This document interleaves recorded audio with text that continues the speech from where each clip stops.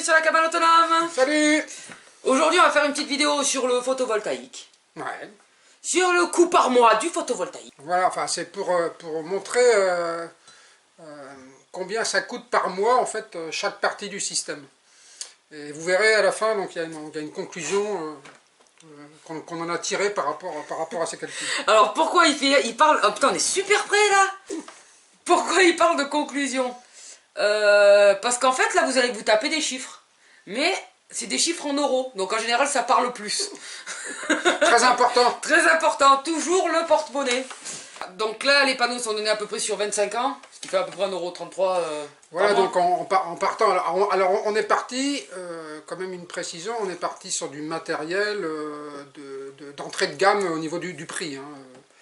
L'entrée de gamme, il n'y a pas la moitié de l'entrée. Voilà, c'est pour montrer déjà que même en mettant le plus petit budget, voilà, comment ça va vous impacter financièrement et est-ce que c'est intéressant par rapport au réseau, quoi.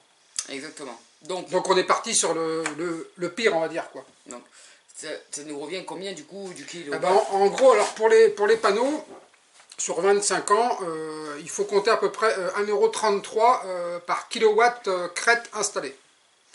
Voilà. Après, on a l'onduleur, Voilà. qui est donné sur 10 ans. L'onduleur hybride, donc nous on est parti sur 10 ans, alors ça pourra peut-être durer plus, mais bon, on est parti là-dessus. Sachant que, toujours la même chose, un matériel bien entretenu a une durée de vie plus longue. Voilà, c'est pas parce qu'il est donné pour 10 ans qu'il va s'arrêter à 10 ans tout pile. Voilà, donc là c'était histoire de pouvoir donner un chiffre par mois, donc en gros, on va tabler sur 2 € par mois et par kilowatt installé. Alors après, sur les batteries, donc on a pris juste deux cas de figure, c'est-à-dire des batteries au plomb en standard, comme nous on a, et des batteries lithium, fer, phosphate, je crois, comme voilà, de type Pilontech par exemple. Bah, en gros, pour du plomb, il va falloir, par exemple, ça va durer 5 ans maxi, voilà, donc nous on arrive, par rapport au type de batterie qu'on a pris, à 3,30 € par kilowatt utile stocké, donc par mois. Alors en Pilontech on va arriver à la même chose, si elle dure 15 ans, on va arriver à peu près pareil à 3,30 € par mois, en kilowattheure utile utile stocké. Et s'ils donnent 20 ans, et si elles sont sur 20 ans, bon, c'est ce qu'ils donnent d'ailleurs, c'est ce qu'ils les donnent pour 20 ans. Donc si elle dure vraiment 20 ans, ça va coûter 2,50 € par mois. Voilà, donc voilà, disons que théoriquement, la Pilontech, c'est plus intéressant. Pratiquement pour intervenir voilà, dessus. C'est plus intéressant parce que ça va durer 50, enfin ça va durer 20 ans. Et par contre, c'est l'investissement. Ça coûte 3 fois plus cher que le type de batterie qu'on a nous, quoi. Donc voilà, faut avoir les moyens au départ, quoi. Voilà, c'est ça. Donc là, on va partir quand même sur notre exemple. Ouais. Tu veux bien? Donc nous avons en panneau. Nous, on a 3,4 kg. En fait, pas toute l'année. C'est à préciser qu'on a pas... Le reste, en fait, on a 3,4 kg pour la période hivernale. Ouais. Et on a 2,5 kg pour le reste de l'année. En fait, bon, comme on les a investis, bah, de toute façon... Mais ils vont nous servir à autre chose, on les démonte et ils sont là, ils sont pas sur le toit. Oui, mais je veux dire, pour le calcul du prix le par mois, ça ne va rien changer. Voilà, pour le calcul, on a investi dedans, donc voilà, donc en gros, nous, ça va nous revenir à 4,60 € par mois, à 4,60 € par mois pour les panneaux. Pour l'onduleur, à 6 €, parce que c'est un 3 kW. Et pour les batteries, on a 6 kW utiles, et donc ça nous revient à 20 €. Donc on est à peu près à 31 € voilà, par mois, quoi. Et donc si on doit se comparer par exemple si on devait se comparer avec le réseau, grosso modo les abonnements sont à 10 €, donc en fait ça fait comme si on avait une consommation de 20 € par mois, quoi. Alors attention, cependant, il faut quand même préciser par rapport au réseau, on ne fonctionne pas de la même manière. Au photovoltaïque, on ne fonctionne pas pareil qu'au réseau.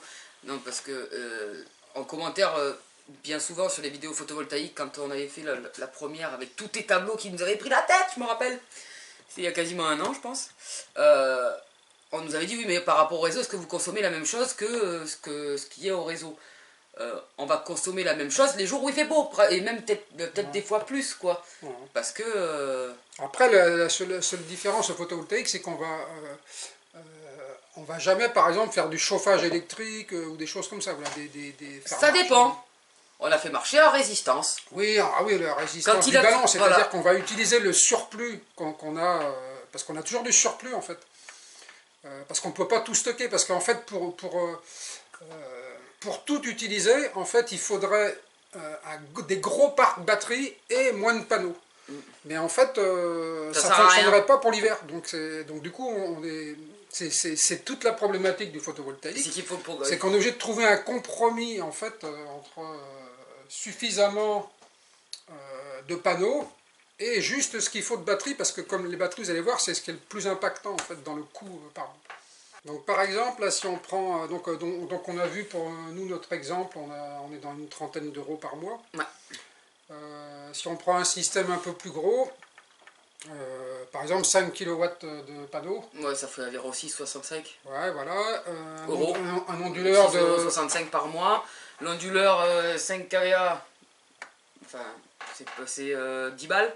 Ouais, à peu près, ouais. Voilà, et batterie lithium 10 kW utile, 33 balles. Voilà. Ce qui fait à peu près 50 balles par mois. Voilà. Un peu plus de 50 balles par mois. Voilà, et là, on voit vraiment dans cet exemple, en fait, que les batteries, ça peut être vraiment très impactant, en fait. Si on met un gros parc batterie, parce que là, on voit il y a plus de la moitié, en fait, du coût par mois, en fait, c'est les batteries. C'est ça. Donc, comme quoi, il faut bien connaître le puits Ouais. pour pouvoir calculer. Le puits, P égale UI. voilà. Vraiment, On fera une vidéo là-dessus. Sur les unités électriques. Les unités électriques pour que vous puissiez calculer vous-même ce dont vous avez besoin et on va vous faire pour que, voilà, au moins vous n'êtes pas dans la merde. Donc en gros, avec les chiffres là qu'on vous a balancés, clairement ce qu'on peut en conclure, parce que là on va arriver dans une conclusion conclusive, ce qu'on peut en conclure c'est que les panneaux, c'est ce qui coûte le moins cher au kilowatt crête, et par contre on ne peut pas le stocker. Mais c'est ce qui coûte le moins cher, donc, et en plus c'est ce qu'il nous faut, c'est ce qui va nous produire le plus d'énergie. C'est ce qui nous produit de l'énergie, pardon, par rapport... C'est le producteur, c'est le producteur. Voilà. En fait, il faut toujours garder le producteur à proximité. Voilà, il faut... Non, mais comme c'est le producteur d'énergie, par exemple, comme on en a besoin l'hiver, ben, clairement, il faut privilégier les panneaux. En tout cas, voilà, en autonomie totale, c'est-à-dire que quand vous n'êtes pas raccordé au réseau, votre producteur, ce sont les panneaux. Donc, il faut vraiment investir en fait dans les panneaux, parce que c'est eux qui vont vous sauver l'hiver, c'est pas les batteries, parce que les batteries, elles doivent être chargées par les panneaux. Donc, si vous n'avez pas suffisamment de panneaux, ben, vos batteries, même si vous avez d'énormes batteries, en fait, elles vont vous servir à rien, parce que les panneaux ne pourront pas les charger par temps gris. Si vous avez 4-5 jours de temps gris, par exemple, ben, vous aurez beau avoir une énorme batterie, elle ne pourra jamais être chargée en fait, parce que la puissance que va donner les panneaux dans la journée ne suffira pas pour recharger les batteries. Et surtout que les batteries en plus elles coûtent 1,5 bras. Voilà, donc... et si vous avez une jambe ou deux, c'est pas mal aussi. Et que c'est vraiment, c'est très impactant, donc il faut bien, en tout cas, faut bien faire le calcul pour les batteries. Il vaut mieux à la limite commencer par un petit parc, quitte à augmenter, voilà. Mais ne pas forcément investir dans un gros parc tout de suite, qui peut-être vous servira à rien, surtout si vous n'avez pas assez de panneaux. C'est ça. Toujours aussi, si vous voulez, dans une démarche aussi économique pour éviter de dépasser ces frais tous les mois, c'est-à-dire une cinquantaine d'euros pour avec le 5 kVA ou une trentaine d'euros avec le 3 kVA et des batteries pour le même système par rapport qu'on a nous. Il faut toujours faire une bonne maintenance, il faut connaître son matériel, ne pas faire n'importe quoi avec son matériel. Lire une putain de notice, clairement, c'est pas fait pour les idiots, hein, la notice. Hein, non mais c'est vrai. Non mais tout à fait. Tout est marqué, si on connaît pas, l'autonomie, oui c'est bien, mais si tu connais pas ton matériel et que tu es incapable de le réparer, reste raccordé au réseau, tu as quelqu'un qui viendra te faire le boulot à ta place, quoi. Donc à un moment donné... Là vous l'avez énervé, hein. Ils ont rien fait, un peu cher. Ouais, donc la maintenance... Regardez si... Comment on utilise le matériel, donc la sollicitation notamment des batteries ou de l'onduleur par exemple. L'onduleur, si vous avez choisi un onduleur faible en puissance par rapport à ce que vous voulez utiliser, vous allez le solliciter à son maximum souvent, donc il y a de grandes chances en fait qu'il crame, quoi. Donc c'est pour ça qu'il faut bien calculer avant vos besoins et qu'est-ce que vous allez utiliser. Et donc ça sera l'objet d'une vidéo. Ouais. Donc aussi, il y a possibilité d'avoir un groupe électrogène qui permet au niveau des batteries, on vous fera d'ailleurs un retour sur cette année au niveau de l'hiver avec nos nouvelles installations photovoltaïques, comment on a géré l'hiver. Donc le groupe électrogène ça va toujours servir, on ne sait jamais, selon on peut avoir plusieurs jours de gris, donc même si vous avez 10 millions de panneaux et pas assez de... Enfin, ça risque d'être chaud, donc un groupe électrogène vous servira toujours. De toute façon, oui, il faut... Et c'est un truc de secours, il faut toujours quelque chose de secours. Il faut une sécurité, parce que là, en totale autonomie, vous n'avez plus que votre système. Donc le groupe électrogène, je dirais que c'est une obligation, d'autant plus que ça ne coûte pas cher du tout. Nous, le nôtre, on l'a acheté 200 €, voilà, ça marche très bien, c'est un 4 temps. Donc voilà, on ne peut pas passer à côté d'une telle sécurité juste pour 200 € d'économie. C'est clair. Ensuite, pourquoi on vous dit de privilégier aussi les panneaux solaires? Parce que les panneaux solaires en hiver vont vous permettre, quand il y a un peu de soleil, de laisser recharger les batteries et de ne pas taper dans les batteries directement. C'est-à-dire que votre production, vous allez pouvoir la prendre directement. Nous là, on était en plein hiver, on a fait marcher le grille-pain et c'était quoi qu'il y avait? Enfin, il y avait la machine à laver, le grille-pain, il y a plusieurs trucs qui fonctionnaient en même temps. Et on a regardé la production et on ne pompait pas du tout sur les batteries. Donc, non, c'était le grille-pain et le ballon d'eau chaude. Et du coup, on ne pompait pas du tout sur les batteries. Ouais, alors pourquoi aussi on vous dit les panneaux pour l'hiver? Parce qu'en fait, l'hiver, dans les jours les plus difficiles, ils vont vous donner que 5% de leur puissance en fait. Et par exemple, pour une puissance installée de panneaux de 3 kW, ils vont vous produire que 150 watts maximum. Donc avec ça, vous allez alimenter dans la journée le peu de choses que vous utilisez normalement. Et en fait, vous n'allez pas du tout charger les batteries. Sans oublier aussi que l'onduleur lui-même consomme. Oui, oui, c'est pour ça qu'il faut faire aussi attention à l'autoconsommation de l'onduleur. Parce que justement, ça va être très impactant donc en période hivernale, voilà, où les jours où il y a très peu de production, c'est qu'en fait, des fois, il va falloir rajouter au parc batterie une certaine capacité pour juste faire fonctionner l'appareil en fait. Oui, donc vérifiez dans les documentations techniques que votre onduleur hybride, il ne consomme pas trop non plus en autoconsommation. Donc, et on va terminer avec, faut pas oublier non plus attendez. Il ne faut pas oublier non plus qu'un parc batterie pourra être le plus grand possible s'il n'y a pas assez de production. Les kilowattheures ne se stockeront pas. Voilà, donc on en remet une couche un peu. On vous en remet une couche pour les panneaux parce que... Voilà, sur les batteries par rapport aux panneaux. C'est-à-dire que le parc batterie pourra être le plus gros possible. S'il n'y a pas assez de panneaux pour les recharger en hiver, ça ne sert à rien. C'est-à-dire que vous aurez en fait perdu de l'argent à investir énormément dans des batteries, alors qu'en fait vous n'avez pas les panneaux pour pouvoir les recharger. Exactement. Et aussi d'avoir pas mal de panneaux, voilà, ça on insiste aussi là-dessus, mais parce que les batteries c'est quand même le pôle le plus cher. C'est pour ça qu'on insiste. Impactant, voilà, c'est le plus cher et je sais pas si c'est le plus polluant, mais je pense que c'est le plus polluant. Oui, c'est le plus polluant puisque c'est celui qu'on va renouveler le plus souvent. Voilà, donc le parc batterie c'est le plus cher, c'est le plus polluant, c'est pour ça qu'on insiste là-dessus. Il faut un parc batterie dimensionné juste. Vous n'êtes pas obligé d'avoir trop, ça sert strictement à que dalle. S'il fait gris, vous faites un peu plus attention. Nous, personnellement, quand il fait gris, ça ne nous empêche pas de prendre des douches, ça ne nous empêche pas d'être sur les PC, parce que là, par exemple, comme aujourd'hui, bon, même si c'est le confinement, personnellement, il fait gris, donc on fout rien. Mais non, mais c'est vrai, il fait mauvais, on en profite pour vous faire une vidéo. S'il avait fait beau, on aurait été dehors. On serait à la plage. Hein. On serait dans les mares plutôt, à la plage, on ne peut pas sortir. C'est vrai. Donc, bip. Donc du coup, j'ai été perdu, mais en gros, voilà, c'est... je sais plus en fait. Oh là là. Ah non, mais voilà, donc là, c'était pour vous donner une idée de combien ça coûte par mois. Donc, on a une trentaine ou une cinquantaine d'euros selon un 5 kW ou un 3 kW ou un 5 kW.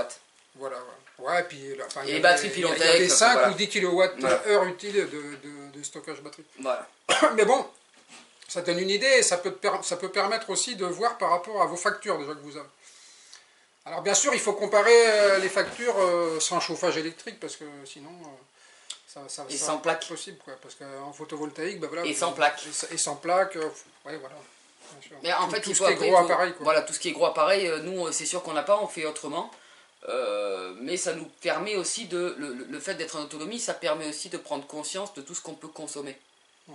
Et c'est pas plus mal, parce qu'on peut se dire, oui, je fais attention, oui, tout le monde peut faire attention, c'est pas le souci. Mais quand tu es vraiment dans la situation, tu peux te dire que tu fais plus attention que tous les autres. Ouais. Parce qu'en fin de compte, quand il fait gris, c'est là où on n'a pas envie de sortir, c'est là où on est à la maison, c'est là où on va consommer le plus. Et c'est là où on peut produire le moins, naturellement possible. Ouais. Donc, là, on fait vraiment attention dans les jours de gris. Qu'à faire attention les jours de beau temps, on fait pas attention, nous, les jours de beau temps. Pourquoi aussi les gros appareils, parce que Lydie a parlé des plaques électriques, parce que moi je parlais donc des radiateurs électriques. Pourquoi les gros appareils? Parce qu'en fait, au photovoltaïque en autonomie, si vous voulez faire marcher ce genre d'appareil, en fait il va falloir augmenter encore plus l'installation au niveau des batteries, au niveau des panneaux, et donc du coup vous allez vous retrouver, vous allez peut-être arriver à 100 € par mois par exemple, en termes de coût. Donc du coup on va se retrouver dans des cas de figure où ça va plus être amortissable du tout. Pas amortissable et de moins en moins écologique. Voilà, et de moins en moins écologique. Que de rester au réseau. Bien sûr, voilà, bien sûr, parce que ça va faire une quantité de matériel telle que ça devient plus vraiment intéressant d'être... C'est ça. Donc on espère qu'on a été clair malgré les chiffres quand même.